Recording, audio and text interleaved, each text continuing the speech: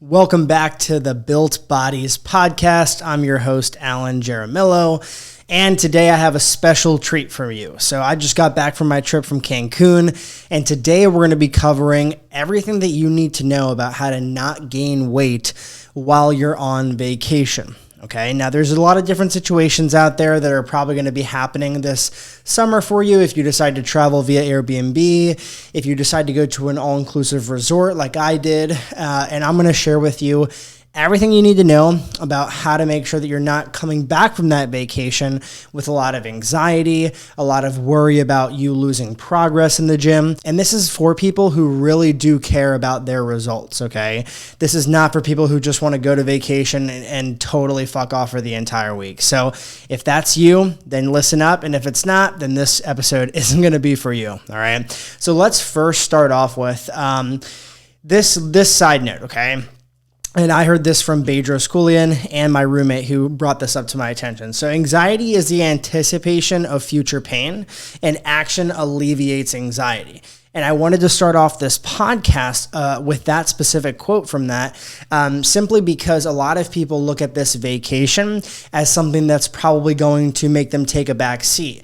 But I want you to look at a vacation as a way to decompress and as a way to come back into your fitness journey like more motivated than ever, okay? And not more motivated in the sense of like doing cardio every day post-vacation. This is a more of a motivated, like you had time to decompress and recover. Now it's time to really put your, pedal to the metal, so to speak. So what we're going to be talking about today first is expectations, okay?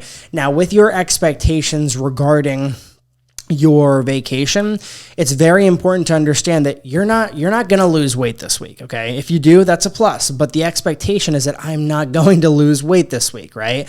If we set our expectations correctly, we don't get back from the vacation super disappointed and mad about our time there, right? And then the second expectation is that it's not going to be perfect. There's going to be times where you might have to make some changes. There's going to be times where you might have to, make some adjustments to your routine. There's going to be a lot of things that pop up because you are outside of your normal routine.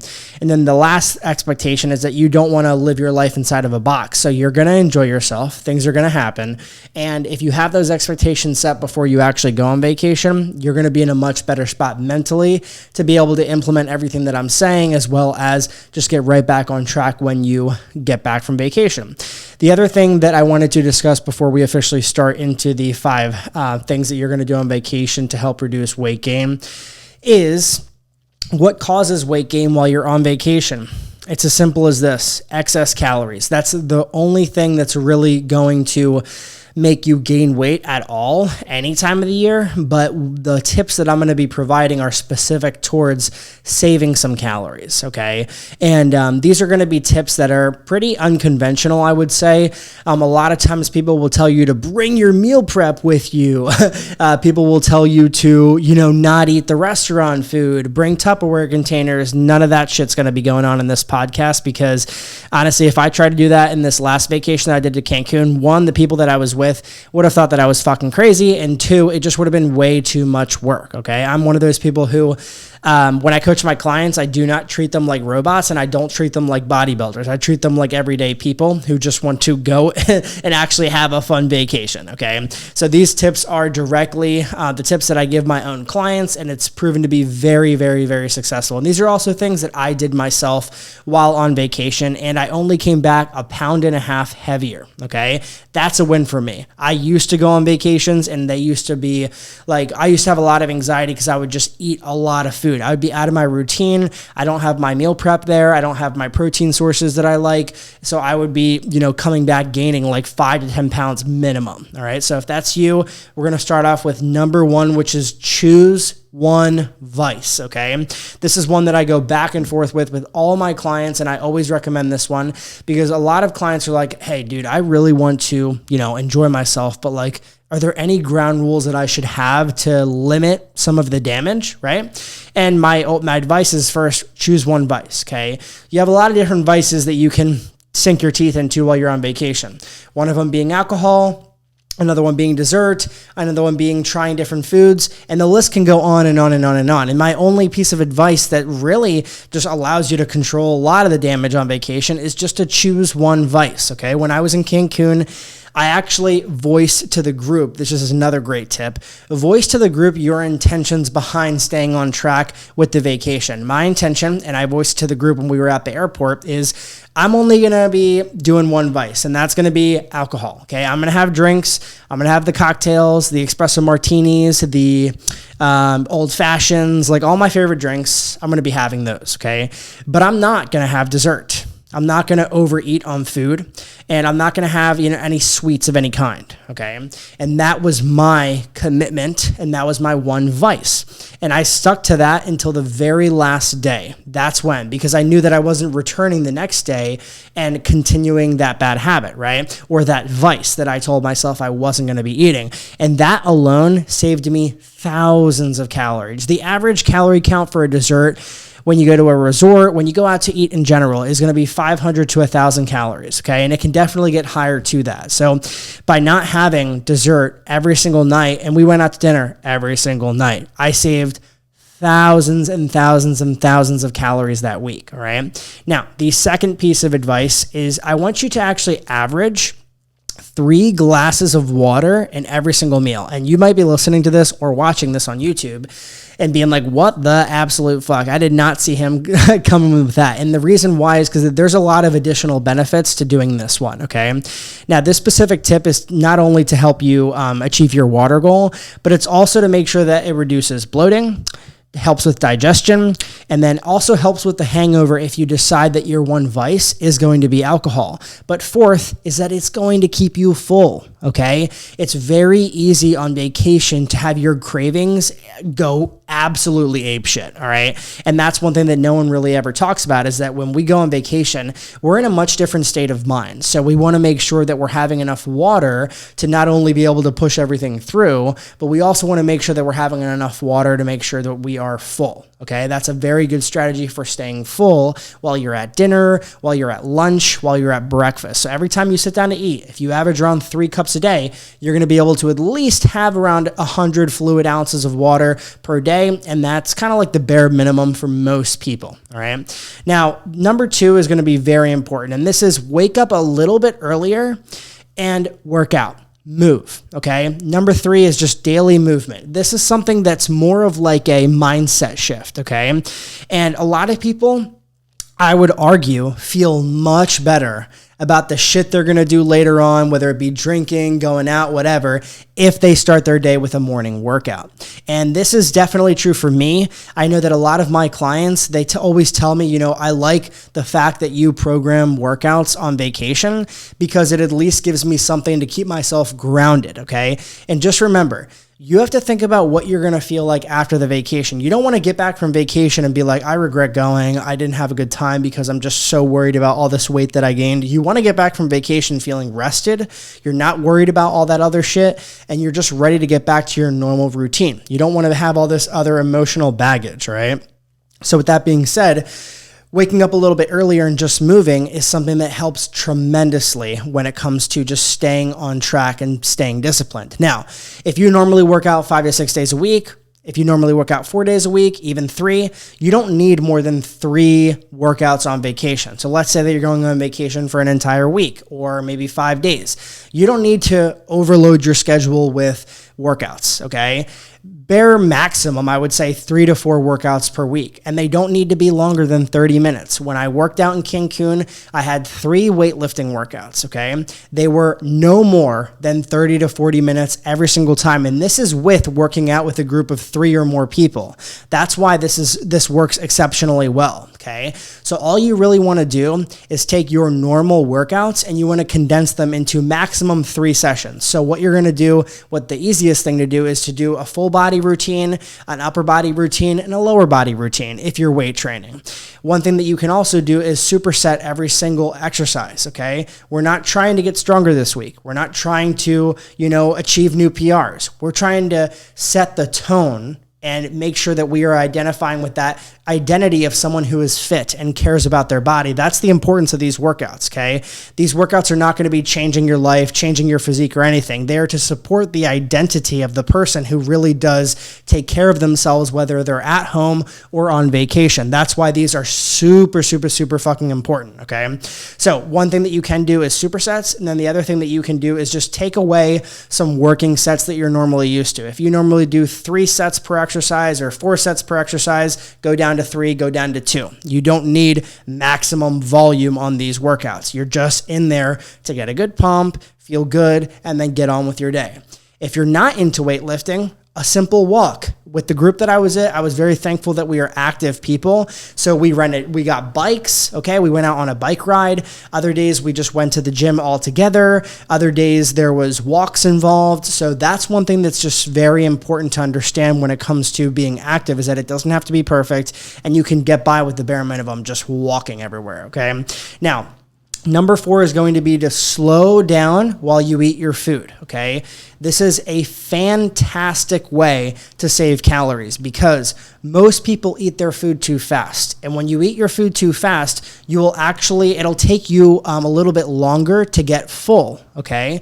So what ends up happening is that when people see all this new food that's not in their normal routine, they usually just guzzle it down. But I actually want to challenge you. And one thing that I did while I was in Cancun is that when I got my plate, sometimes I waited up to 5 minutes to just start eating, okay? There was other times where I was more hungrier than others, but a lot of the time I waited till everyone had their food and I was very controlled about it, okay? I didn't treat it like it was a frenzy, all right? Even though I did want to. But I didn't treat it like it was. Because remember, this is a whole identity thing.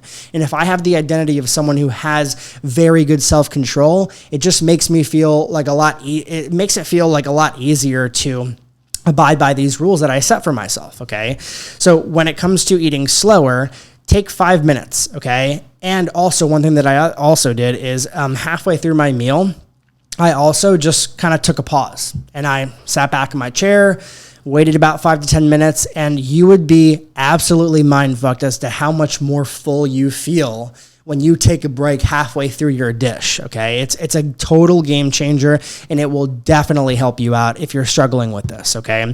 Now, number 5 is all about how to structure your meals, okay?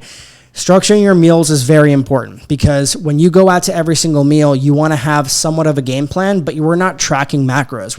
You're not taking your fucking MyFitnessPal out and you're like tracking this meal, okay? You're not doing that, all right? But you want to have principles that you live by, so that way it just kind of does itself on autopilot, okay? So this autopilot checklist is what saves you the calories and allows you to just kind of do this stress-free. So number 1 on that list is skip the appetizers, okay? Most of the time, I did indulge in some appetizers while I was in Cancun, but other times I totally avoided them altogether, okay? And especially at breakfast and lunch, I kind of just went straight for the entree. Even at lunchtime too, like sometimes I would just take it a little bit lighter to save some calories. But when it comes to the appetizers, there's going to be fattier options, and then there's going to be a little bit leaner options. If you are going to indulge in appetizers like I did, try and pick the leaner ones, and that'll save some calories for you. Number 2 on this list in terms of structuring your meals is asking for the dressing or sauces that are on your entree on the side, okay? You would be absolutely mind blown as to how many calories these dressings add to their meal, okay? On average, they're adding around 200 calories per dish because remember, it's the chef's responsibility to make this food taste fucking amazing, right? They're not worried about your macros. They're not worried about how much butter they use. They're not worried about a lot of those things. So do your best to ask for these things on the side. The waiter will most likely always accommodate, and it's just about you having that identity of the person who really does want to put their best foot forward in their fitness journey, and that's going to be up to you to ask for that on the side, okay? Same thing goes for grilled versus fried. A lot of these places will have those options for you. It's just up to you to ask, okay? And number 3 is going to be to prioritize your protein, all right? Specifically leaner options of protein. So we're thinking cod, we're thinking shrimp, we're thinking leaner cuts of steak like flank steak, okay? And then when chicken breast is also a very good one too, but we want to try and avoid the New Yorks, the ribeyes, the fattier cuts of steak and fattier meats that are going to add just a lot more calories for, it's still going to be a treat, right? But again, we're just trying to limit the amount of calories coming in. And a lot of those higher fat steaks will have a lot of calories coming from fat because they're higher in fat. Okay. Now, the fourth one is going to be to prioritize vegetables. So if you look at your plate, what you should really try and do is pick a dish that's higher in protein, but you also want to have about a quarter to maybe even half of your plate with vegetables, okay? And this is just a great way for you to not only get your nutrients in. I know that's not the fun or cool thing that you probably want to hear right now, like get your nutrients. Like you're not going to care about that too much while you're on vacation. However, it will make you feel good. It'll give you some energy. And most importantly, it will keep your ass full, okay? It's a great way to reduce calories because you're just going to be more full, so you're not going to consume extra calories, okay? The other tip that I have for you is actually sharing a plate with a family member. So me and my girlfriend, when we were on this trip together, we ordered a lot of different entrees, kind of like, we consulted each other on like, you want to get this, I want to get this, and I kind of want to try that. So let's kind of split these dishes together and have a little bit from each one. This is also a great way to practice portion control because you can't have the entire portion if you're sharing, okay? That's one tip that definitely goes a long way in terms of saving you a lot of calories, okay? And the last thing on this long list of structuring your meals is skipping dessert, unless that's your vice, okay? Like I mentioned in point number 1, picking one vice and sticking with it is usually a very good strategy. However, if you decided to pick alcohol instead of dessert, skipping dessert is definitely going to be one thing that saves you more calories. I would argue it saves you a lot more calories than alcohol, okay? Any type of alcohol that you're going to be getting, it's always in your best interest to pick a very simple version of a drink, okay? Preferably some type of liquor and then a 0-calorie mixer, okay? You can ask for club soda with lime and your alcohol of choice. That's a great option. There's also diet soda or diet Coca-Cola with rum. That's also a very good one. Diet cola with tequila. That's also a pretty good low-calorie option too.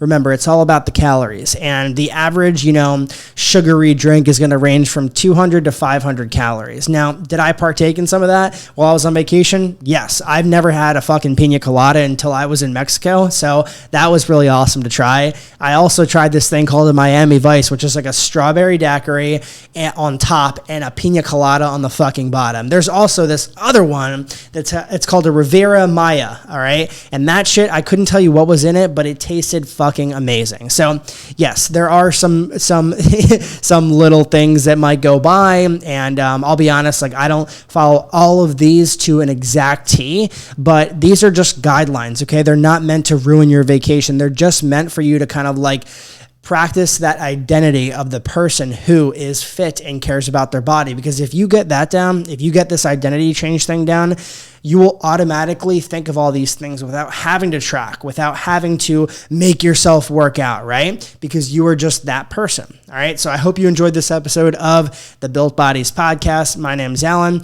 If you found this episode valuable, whether you're on Spotify, Apple Music, or YouTube, please feel free to leave a comment, leave a review. It would really help me reach more people. And full transparency, like my main mission with this podcast is to impact 100,000 men. Okay. It's a very huge goal and I don't know if I'll ever reach it, but I can't do it without the support of all of you guys listening. So thank you so much for the positive reinforcements on the episodes that I've currently made. I really do appreciate it. And I really am thankful for you taking time out of your day and listening. So have a good rest of your day and I'll see you on the next episode.